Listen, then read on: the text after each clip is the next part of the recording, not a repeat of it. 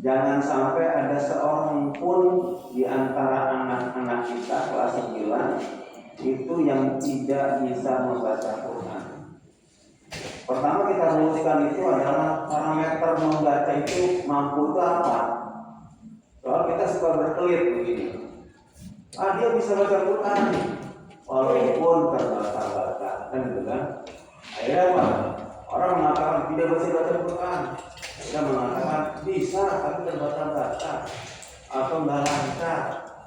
Hanya kita rumuskan dulu yang dimaksud bisa membaca Quran seperti apa, lancar atau seperti apa. Jadi kita punya parameter dulu tentang membaca Quran dan sholat. Kita dapati yang mungkin kemarin waktu kita bacaan Qurannya bacaan sholatnya anak-anak asal bunyi ya gitu kan, nggak tartil. Nah ini seperti apa yang kita tegaskan kepada anak-anak ya? Apa harus diuji terus atau bagaimana ya?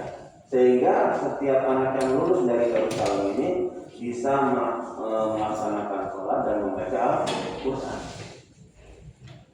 Yang kedua, ini untuk kita yang nanti pastinya ke anak-anak. Dalam workshop ini saya berharap ya kita semuanya, setiap guru mampu menggunakan digitalisasi dalam pembelajaran.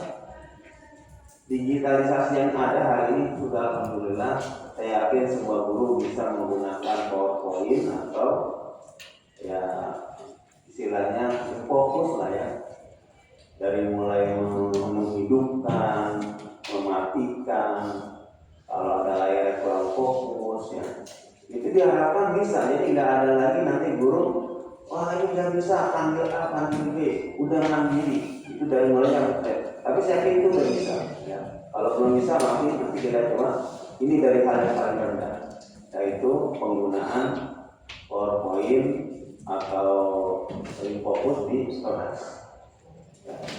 Nanti yang dengan digitalisasi ini adalah jelas di grup sekolah atau saya di grupnya itu kita sudah men-share link dari rumah belajar ya. Itu semua kebanyakan sih pelajaran MIPA ya, matematika dan IPA. Dan nanti cari juga yang lainnya ya, untuk kegiatan digitalisasi pembelajaran. Jadi anak-anak itu langsung dengan digital. Kemudian juga istilahnya ada Canva, ada Quizizz, ada istilahnya Google Classroom dan sebagainya. Nah nanti dalam workshop ini ya, kami berharap yang sudah bisa gitu ya, coba mendampingi teman-teman yang belum bisa atau belum lancar ya. Jadi istilah ini banyak sekali yang sudah bisa. Jadi enggak ini ya istilahnya yang udah bisa nggak nganggur ya. Yang belum bisa coba kita belajar ya. Ada Kang Dika, ini ada Bu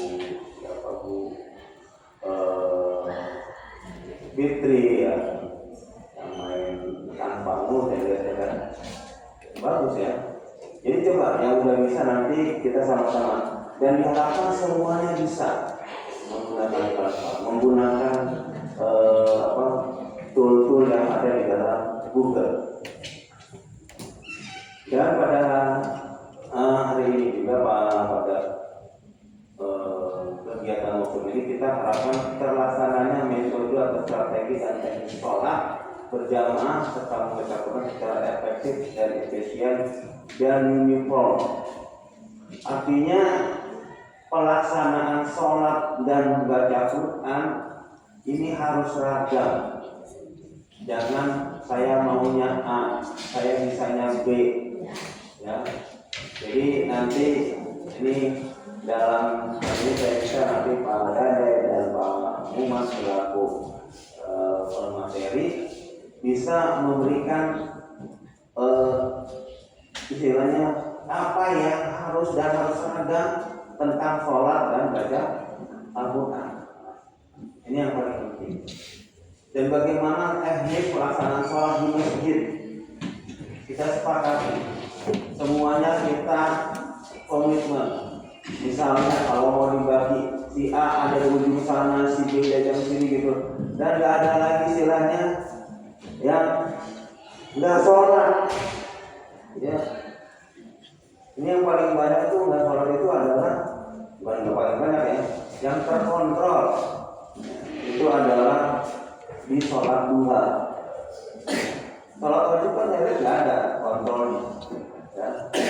Tapi kadang-kadang saya lebih cepat keluarnya, saya lihat di sini, ya, ada yang sholat di kelas, ada yang sholat di kantor, itu gimana gitu? Tanggung jawab kita. Kan kita ngajar ini tuh udah satu paket dengan pembelajaran sholat. Yang sholat itu adalah bagian, kalau mau ya disebut itu bagian dari kerja. Gitu. Padahal kan nggak boleh kalau sholat bagian dari kerja. Ya sholat itu pribadi dan harus memang benar-benar istilahnya mengharap ridho Allah, bukan kerja. Tapi kalau kita sekolah Islam menjadi bagian dari kerja kita, ya. Bagian daripada tugas kita yang melekat tupoksi kita.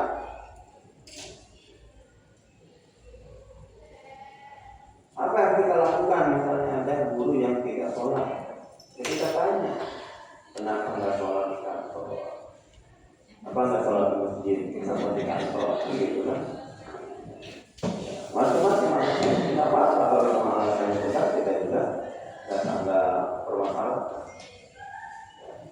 Ya, karena lain hal. Jadi kita coba nanti semuanya ya, termasuk saya. Kalau ada tamu, ada orang tua murid begitu sholat, Bu maaf saya harus sholat dulu nih nemenin anak-anak.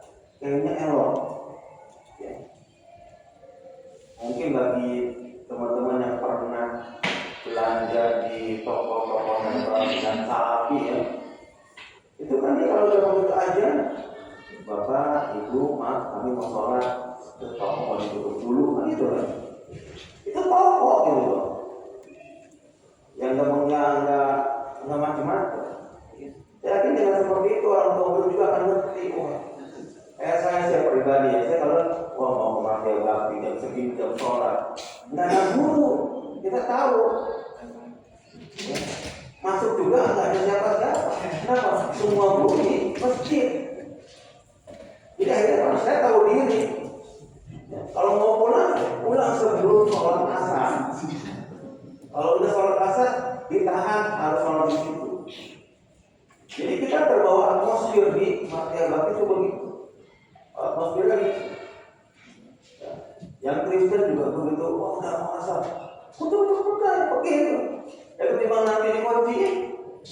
Ya. Atau nggak ada siapa-siapa lagi ya. Apalagi yang Islam kan gitu. Kalau itu bisa ditransfer suasana itu di kita, kayaknya indah. Semua guru ada di masjid mendampingi anak-anak untuk sholat. Nah, ini kita metodenya seperti apa? Termasuk di dalam masjid supaya tenang bagaimana? Ya. Nah, ini juga ya. Dan yang terakhir terpenuhi standar sekolah model. Dan kita alhamdulillah tinggal nunggu SK dari kementerian. Kita akan menjadi sekolah model PM dan KKA. Ya. Pembelajaran mendalam, coding, dan kecerdasan artifisial dari direktorat. Jadi tinggal nunggu SK doang. Jadi dari sini apa yang diinginkan yang kemarin itu ya kita coba penuhi. Ya, jadi kalau yang ini kan sudah sama-sama kita pahami. Ya. Jadi tiada hari tanpa harus ini juga kan pas waktu liburan. Ya, jadi bagaimana wali kelas ini? Jadi wali kelas tugas yang berat, insya Allah ini kita niatkan ibadah. Kalau kita niatkan ibadah ada pahala, insya Allah nggak berat. Tapi kalau kita niatkan udah di rumah, udah di sekolah, ini juga harus kontrol anak-anak. Ya bagaimana caranya supaya terkontrol? Apa seminggu sekali atau bagaimana? Ini kontrol pada anak-anak. Jadi seluruh wali kelas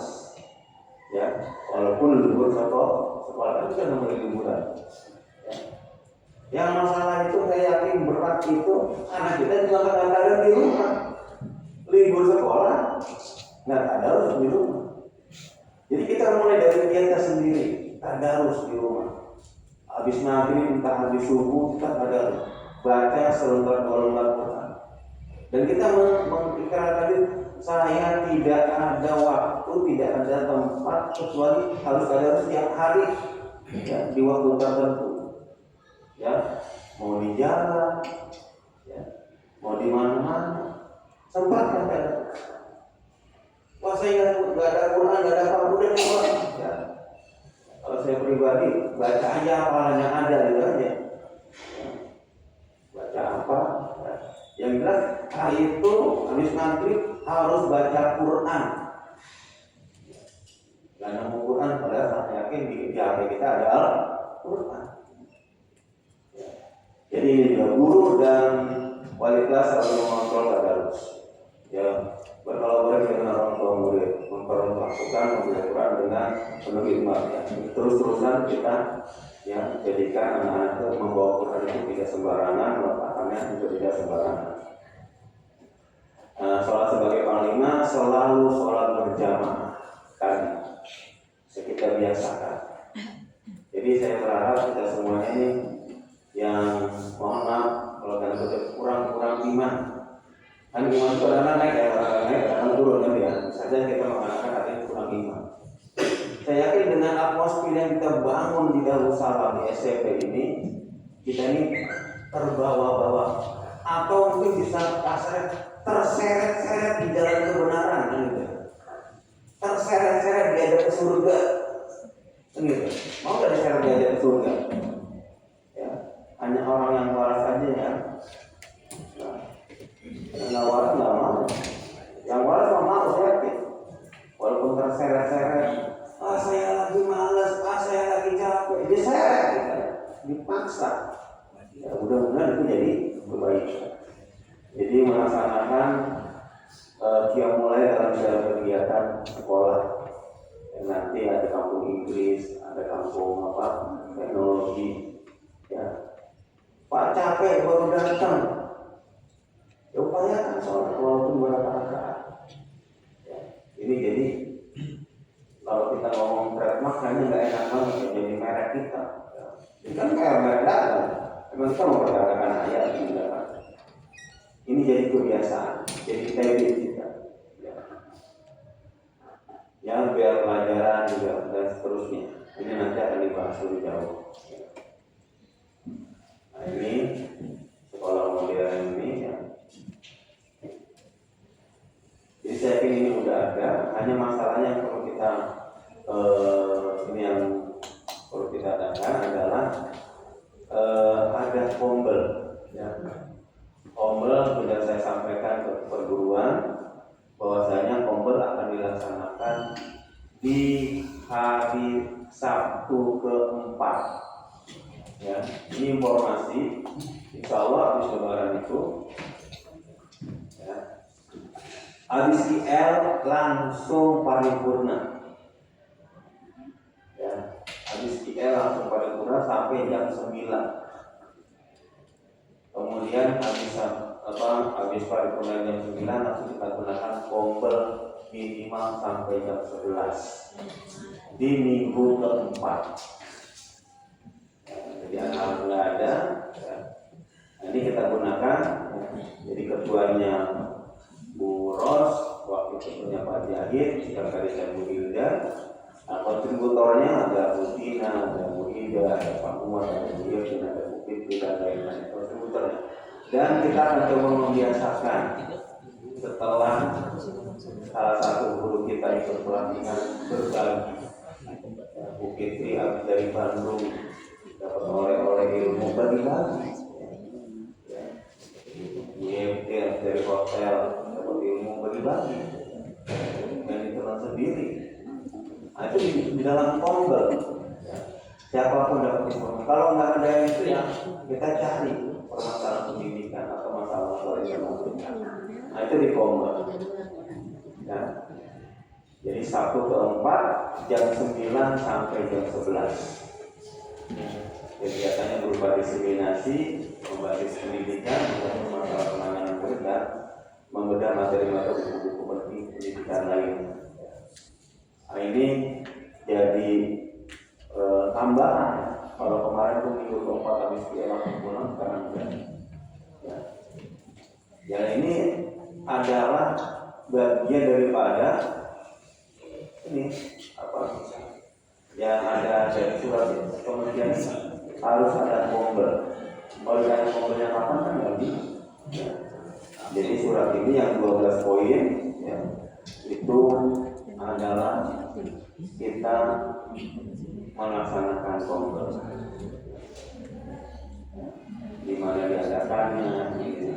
Ya, tempat ini bisa digunakan untuk bomber. Dan juga ya, nanti ada tim kerja, tim PMKKA ini juga saya minta dari Pak Orsin, pimpinan, Surat dan lain-lain ya, untuk ada tim ini juga tuntutan daripada persyaratan yang sudah kita gunakan dari direktorat itu. Ya bisa saja minggu ini kalau tim PMKKA ini adalah sebenarnya lebih pada sudah sejauh mana terlaksananya PM dan KKA di dalam pembelajaran kita. Itu lebih pada itu. Jadi setelah latihan ini diharapkan guru semuanya mampu menggunakan digitalisasi sekolah, digitalisasi pendidikan atau pembelajaran. Nah itu yang perlu saya sampaikan dalam materi hari ini ya. Ini saya sudah sampaikan sekolah Smart School ya. Kayaknya ini perlu pembahasan tersendiri ya. Dengan manajemen nggak bisa kita ngomong-ngomonginnya di lingkungan SMP sendiri ya. Nah itu saja yang perlu saya sampaikan dalam pembukaan ini ya. Kurang lebih mohon maaf dan nanti kita bahas. Itu sudah ada apa istilahnya pemateri sekaligus pembawaannya ya. Ada kan gitu ya. Ya, harusnya saya didampingi oleh Bu Devi. Tapi Bu Devinya terlambat. Ya. Oke ya. Saya serahkan kepada acara berikutnya. Assalamualaikum warahmatullahi wabarakatuh. Dan kita buka acaranya dengan resmi workshop ini dengan sama-sama membaca Al-Fatihah. A'udzubillahi minasyaitonir rajim. Bismillahirrahmanirrahim. Alhamdulillahi rabbil alamin. Ar-Rahmanir Rahim. Maliki yaumiddin. Iyyaka na'budu wa iyyaka nasta'in. Ihdinas siratal mustaqim. Siratal ladzina an'amta 'alaihim ghairil maghdubi 'alaihim waladdallin. Amin amin ya rabbal alamin. Silakan kepada Pak Mas dan siapa seperti Ustaz Dede ini. Ya, silakan.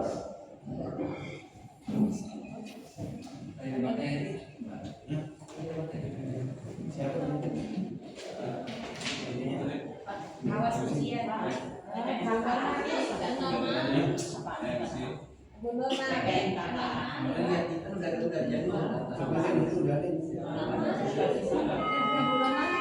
Udah